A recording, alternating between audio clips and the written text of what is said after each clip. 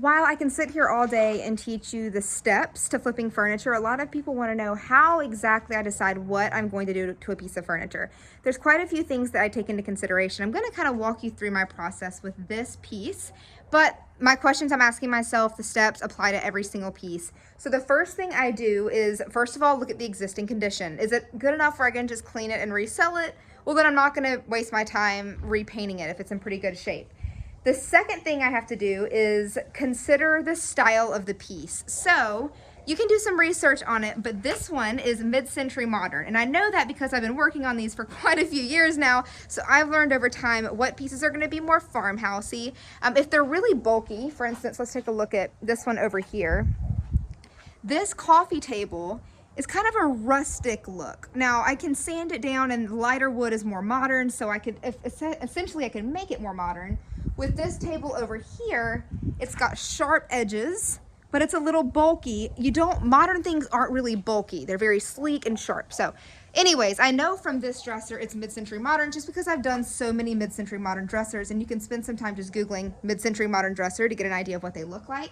So I know I want the end result, the colors I'm using, the combination, the handle styles, I want it to match that vibe. So I want it to be mid-century modern. So I have to keep that in mind. And then I also have to keep in my checklist what colors sell well. If I do bright purple, it's gonna, well, actually TCU, our college, is purple, so it might actually sell well here, but I want to do a color that's more neutral so it goes faster, because it's a lot harder to find a quirky buyer who's looking for a bright purple, bright green dresser than somebody who's looking for more of a trendy green, a trendy neutral color.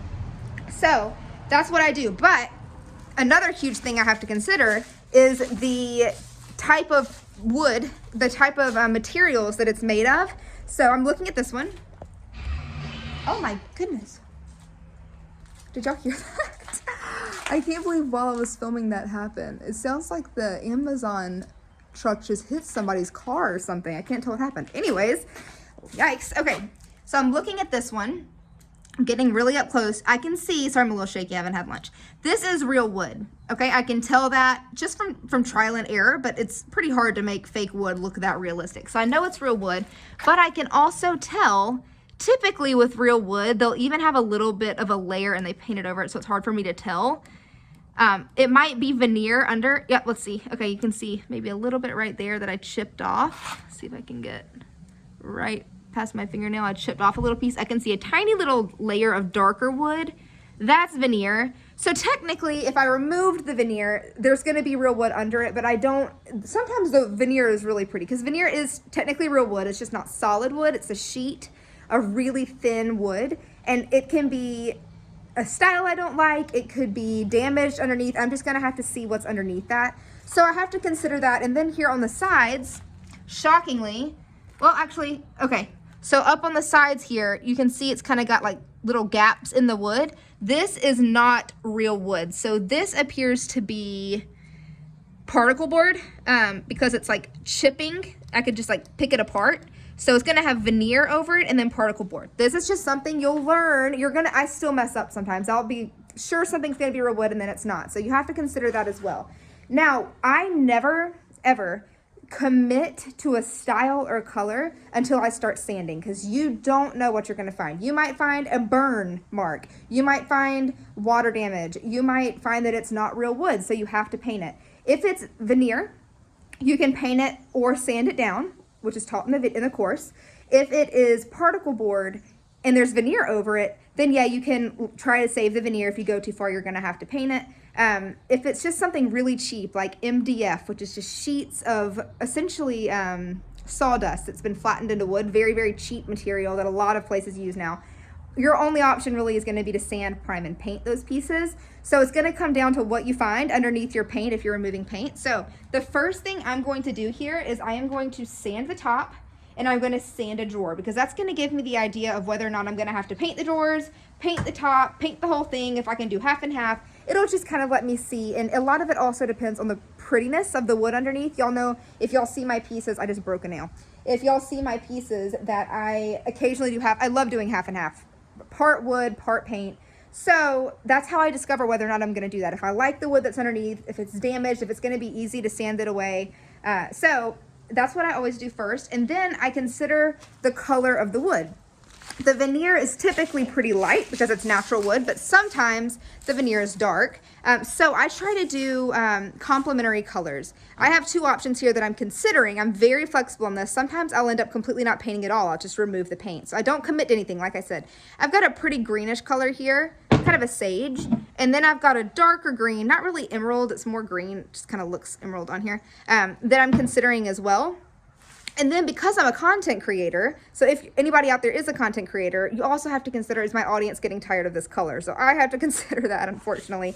Now, if you're just selling, you're not really doing content creation, then you have to focus on what's selling. If you've done 19 white dressers and they're selling like hotcakes, why stop? Unless you want to try something new and see if it sells for more. But that's kind of my thought process behind how I figure out the style. And then sometimes I do it and I just don't like it. It happens. It's going to happen to you eventually at some point where the color is not going to be what you want. You're going to find some kind of damage that you have to paint over that you didn't want to paint over. But that's kind of how I figure it out. Yeah, and it's fun. It's fun to play around with and figure out as you go. Instead of saying, because something that I've noticed whenever I commit to something and I'm like, okay, I'm going to do this black.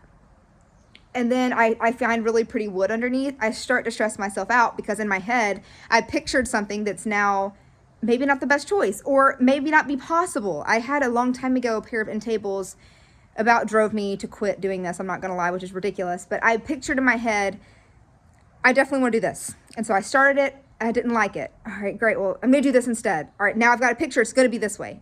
That failed. I didn't like it. And I kept committing to stuff. I don't commit to anything. I literally figure it out as I go, not because I don't like to plan, because I love to plan, but because with doing this, things come up that you don't expect. Things don't look as good as you expect. So go in to every project, considering, like I said, the style, what sells best, what the material is made of, and what potentially could come out of it. So like on this one, mid-century modern piece, I'm going to go for a mid-century modern look.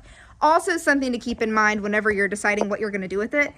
I am missing these handles. This was found on the curb and it didn't come with handles. So if I wanted to sand these down to natural wood, I would want to find handles that are that perfect length, which may or may not be easy, possible, or in stock at the moment. So I have to consider that if I want longer or shorter, the holes may show underneath. If it's a longer handle, it might kind of hide it if I cover it. There are ways. One time I have saved a dresser that had holes that I accidentally drilled too far in and I wanted it to be natural wood.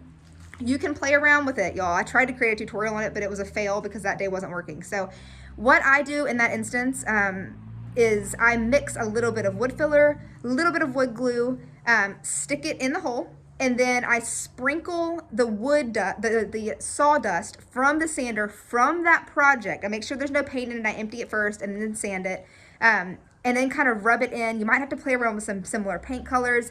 It's a little iffy on especially how big the hole is, but I've gotten away with it before. All that to say, these are the things I consider whenever I am picking the style, the color of the piece. I hope this helps. As always, the Facebook group is a great place to post your before picture and say, what do y'all think I should do with this? I'm going for this style, I'm going for this color, and we will be happy to weigh in. But on to the next lesson.